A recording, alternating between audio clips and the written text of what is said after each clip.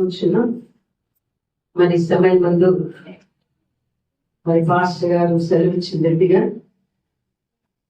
మరి ఒక 15 నిమిషాలకి క్విజ్ పూర్తవుతుంది. మరి మొట్టమొదటిగా నేనైతే గ్రూప్ చేయాలనుకున్నాను, కానీ ఎందుకు నాకు మనసు అంగీకరించలేదు. కాబట్టి ఒక్కొక్క ప్రశ్న అడుగుతూ ఉన్నప్పుడు జవాబు తెలిసినటువంటి వారు మీ చేతులు అలా ఎత్తి చూపించినట్లయితే మరి మిమ్మల్ని అడగడం జరుగుతుంది. ఎవరు ఎక్కువ ప్రశ్నలకు జవాబులు చెప్తారో వారు మాత్రమే విన్నర్గా ఎంచబడతారు. వారికి మాత్రం మరి సండే మనం గిఫ్ట్ ఇవ్వడం జరుగుతుంది. మరి తెలిసినటువంటి వారు మాత్రమే చేతులు ఎత్తండి, మిగతా వాళ్ళు తెలియని వారు తెలుసుకోండి. మొట్టమొదటి ప్రశ్న, ఎవరి కాలమున యెహోవా నామమున ప్రార్థన చేయుట ఆరంభమైనది? ఎవరి కాలమున యెహోవా నామమున ప్రార్థన చేయుట ఆరంభమైనది? మరి తెలిసినటువంటి వారు చేతులెత్తారు. జవాబు తెలియకపోతే నేను తెలుసమ్మా కాదు. యెహోవా నామమున ప్రార్థన చేయడం ఎప్పటి నుండి ఆరంభమైంది? మరి ఎవరికి చెప్పకపోతే నేను జవాబు మీకు చెప్తాను. ఎవరికి తెలీదా?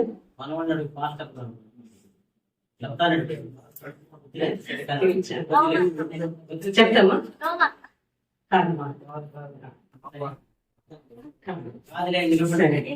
ఎవరికి తెలీదా? సరే, ఒక్క నిమిషం ఇస్తున్నా, నేను ఆలోచించుకో. ఎవరి కాలమున యెహోవా నామమున ప్రార్థన చేయడము ప్రారంభమైంది?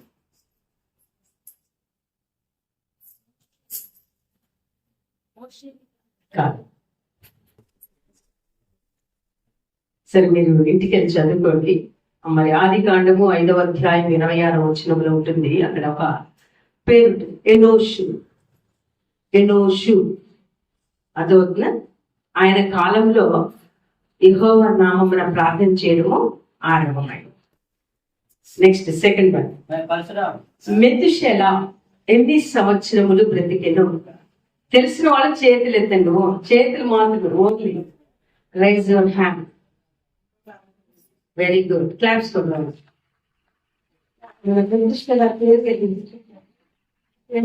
జవాబు చెప్పాడు. 969 సంవత్సరం. నెక్స్ట్ థర్డ్ క్వశ్చన్, నోవహు కుమారుల పేర్లు ఏమిటి?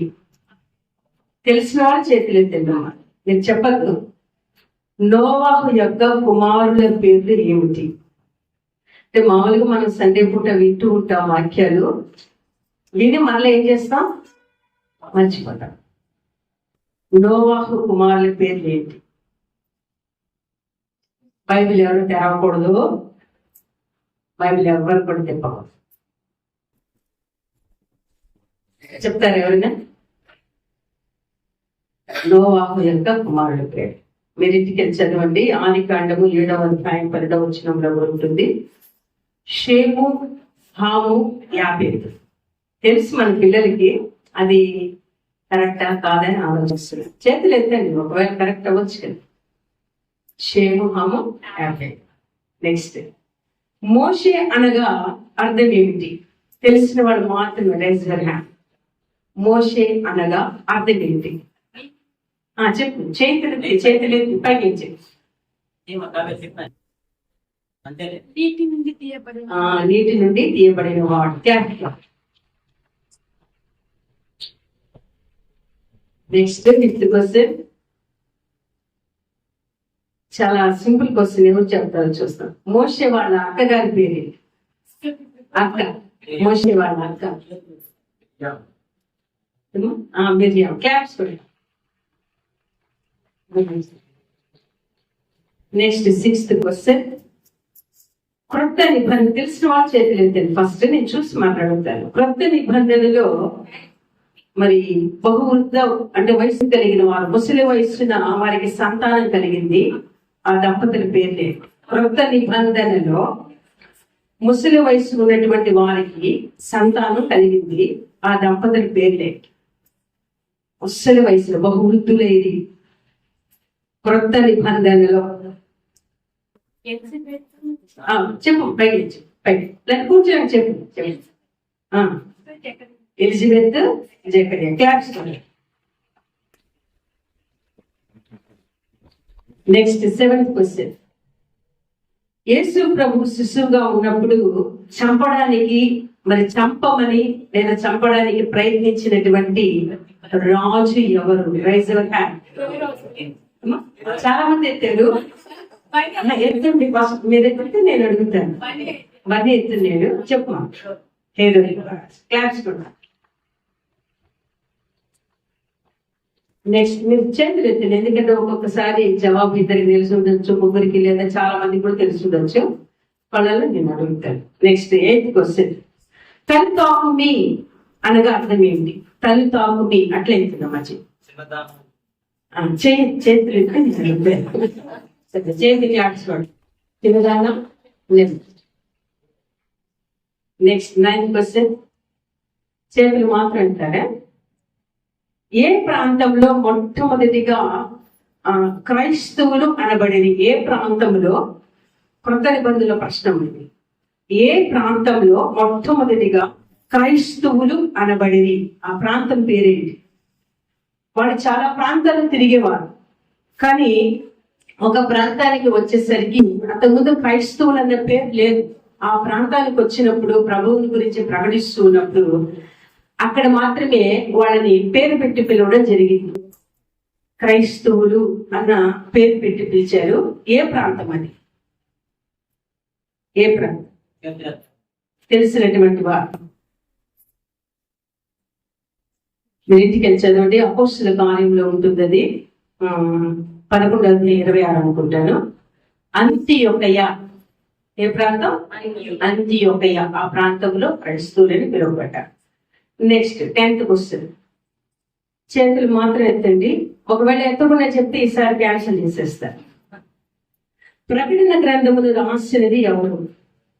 చేతులు ఎత్తండి, చేతులు ఎత్తండి, చేతులు ఎత్తండి. ముగ్గురెత్తారు. సరే, కావ్య చెప్పమా. యోహా. క్లాప్స్ ఇంకోసారి ఛాన్స్ ఇస్తాను. చేతులు. 11వ ప్రశ్న 11th క్వశ్చన్. ఇక్కడ 3 పదాలకు అర్థాలు చెప్పాలి. రెండింటికి చెప్పినా కూడా మీకు మార్పు రాదు. 3 పదాలకు అర్థాలు చెప్పాలి. 1 యేసు, క్రీస్తు, ఇమ్మానుయేల్. యేసు. చేతులు మాత్రం ఎత్తండి. యేసు అడుగుతారు. క్రీస్తు, ఇమ్మానుయేల్. ఈ 3టికి జవాబు చెప్పాలి. 2టికి చెప్పి 1 చెప్పకపోయినా కూడా చెప్తా. మెర్షులు అయితే చూద్దాం. యేసు అంటే ఏదమ్మా? క్రీస్తు అంటే? ఇమ్మానుయేల్ అనగా దేవుడు మనతో. క్లాస్.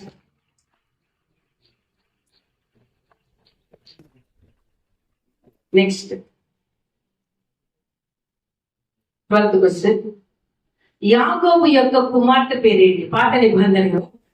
చేతులు మాత్రం ఏంటండి? యాకోబు యొక్క కుమార్తె పేరేంటి?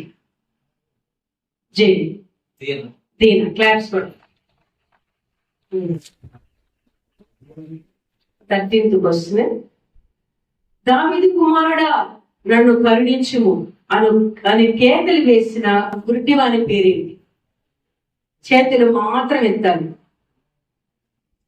దావీదు కుమారుడా నన్ను కరుణించుము అని కేకలు వేసిన గుడ్డివాని పేరేంటి?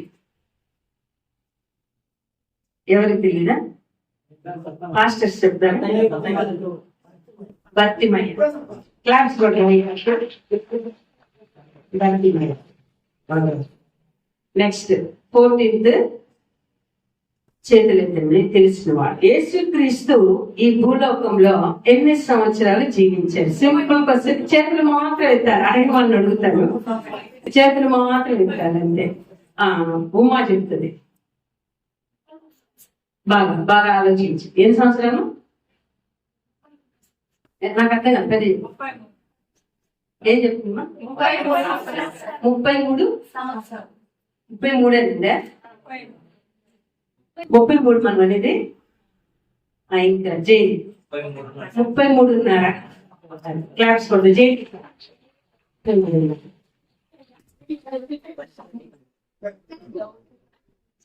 Next 15th question.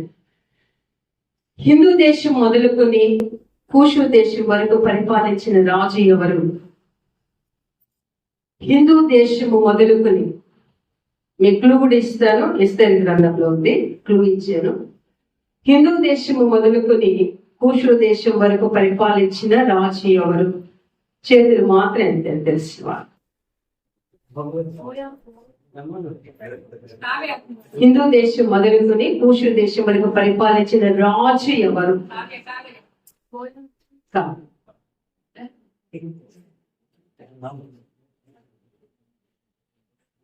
చెప్తారా? ఒక నిమిషం ఇచ్చాను, దయగా చెప్తారంటే. సరే, ఎస్తేరు గ్రంథము 1వ అధ్యాయం 1వ వచనం చూడండి. అహశ్వేరోషు. Next 16th question.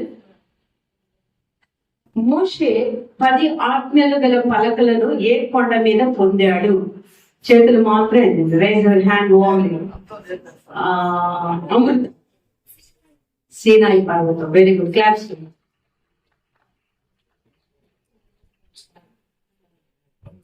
Next 17th question.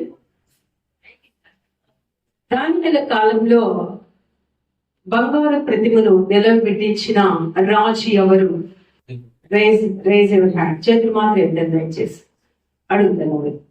దానియేల కాలంలో బంగారు ప్రతిమను నిలబెట్టిన రాజు ఎవరు?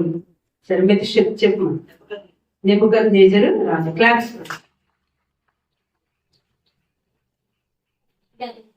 Next 18th question. లోతు ఏ పట్టణాలను కోరుకున్నాడు? లోతు ఏ పట్టణాలను కావాలని కోరుకున్నాడు? చేతులు మాత్రం ఎత్తండి. ఓమా చెప్పు. సొదొమ గొమొర్రా పట్టణాలు. Claps. Sodom Gomorrah. Next 19th question. ఇదైతే అందరికి తెలుసు, చేతులు మాత్రం ఎత్తండి. నేను బ్రతుకుట క్రీస్తే చావైతే లాభం అని చెప్పిన అపోస్తలుడు ఎవరు? చేతులు మాత్రం ఎత్తాలి, చెప్పేసారు. క్యాన్సిల్. Next 20 question. కలలో దేవుడు ప్రత్యక్షమై ఏమి కావాలి అని సొలొమోను రాజును అడిగినప్పుడు ఆయన ఏమి కోరుకున్నాడు? చేతులు ఎత్తండి. ఆయన ఏమి కోరుకున్నాడు? బన్నీ చెప్పమా. జ్ఞానం కోరుకున్నాడు. క్లాప్స్. నెక్స్ట్ 21.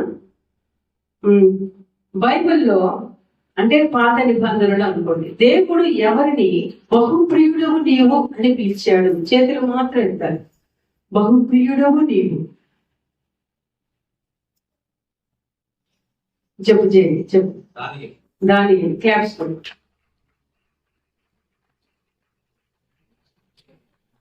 నెక్స్ట్ భయపడదు. మాకు చెప్పండి, ఒకవేళ రాకపోతే అవ్వచ్చు. చెప్పండి. బైబిల్లో మొత్తం ఎన్ని పుస్తకాలు ఉన్నాయి? చేతులు ఎత్తాలంటే, చేతులు మాత్రమే. కావ్యం చెప్పు.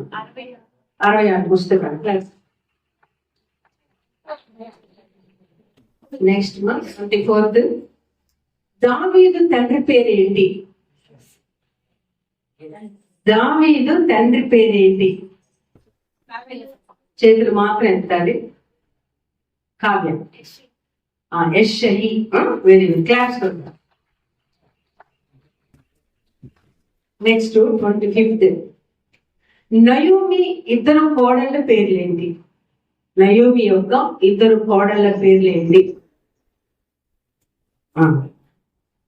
జయంతి చెప్పు. రుతు, ఓర్ఫా. క్లాస్ కూడా చెప్పండి. సరే, నెక్స్ట్ 26th. ఇస్కరియోతు యూదా యేసయ్యను ఎన్ని నాణెములకు అమ్మివేశాడు? ఎన్ని వెండి నాణెములకు అమ్మివేశాడు? చేతులు మాత్రం తెచ్చాలు. సరే చెప్పు మా అమ్మ చెప్పు. క్లాప్స్ 30. నెక్స్ట్ మా ఇది చిన్నపిల్లలు కూడా చెప్తారేమో. క్రొత్త నిబంధనలో సువార్తలు ఎన్ని ఉన్నాయి? చేతులు మాత్రం ఏంటండి. క్రొత్త నిబంధనలో సువార్తలు ఎన్ని? తెలిసిన వాళ్ళు చేతులు ఎత్తారు. ఇదేంటి నేను బాగా చెప్తాను అందరూ అనుకుంటే అందరు లెక్కేసుకుంటున్నారు. క్రొత్త నిబంధనలో సువార్తలు ఎన్ని? తెలిసిన వాళ్ళు సువార్తలు చేతులు ఎత్తాను. తెలిసిన వాళ్ళు చేతులు ఎత్తితే అడుగుతారు. సువార్తలు పుస్తకాలు కాదు, ఓన్లీ సువార్తలు. 4 క్లాప్స్ కొడు.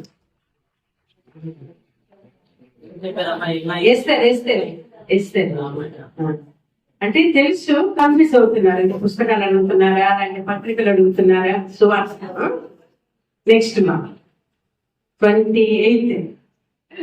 ఏ సందర్భంలో దేవుడు భాషలను తారుమారు చేశాడు? పాత నిబంధన సంగతి అడుగుతున్నాను.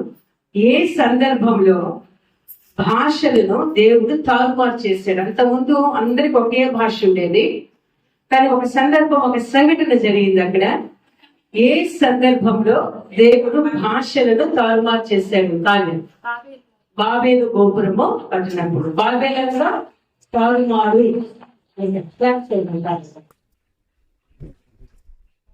నెక్స్ట్ మా 29. న్యాయాధిపతుల కాలంలో న్యాయాధిపతిగా ప్రవక్తిగా ఉన్న స్త్రీ ఎవరు? చేతులు మాత్రం ఎంతని తెలిస్తే. న్యాయాధిపతుల కాలంలో న్యాయాధిపతిగా ప్రవక్తిగా ఉన్న స్త్రీ ఎవరు? మెర్షిలా, దెబోరా. క్లాప్స్ కొడు. నెక్స్ట్ మా లాస్ట్ ఫైనల్ క్వశ్చన్. యేసుక్రీస్తును సిలువ వేసినటువంటి ఆ ప్రాంతం లేదా స్థలం పేరేంటి? చేతులు మాత్రమే తెలిచారు. చెప్పు. కపాలము అనబడిన స్థలం. దానికి మరి పేరు గొల్గొతా. క్లాప్స్ కొడతారు. సరే మా ప్రైజెస్ నేను సండే ప్రకటిస్తాను. పేర్లు రాసేసాను ఎవరు ఎక్కువగా చెప్పారనేది. మరి ఇద్దరితో క్విజ్ ముగించబడింది.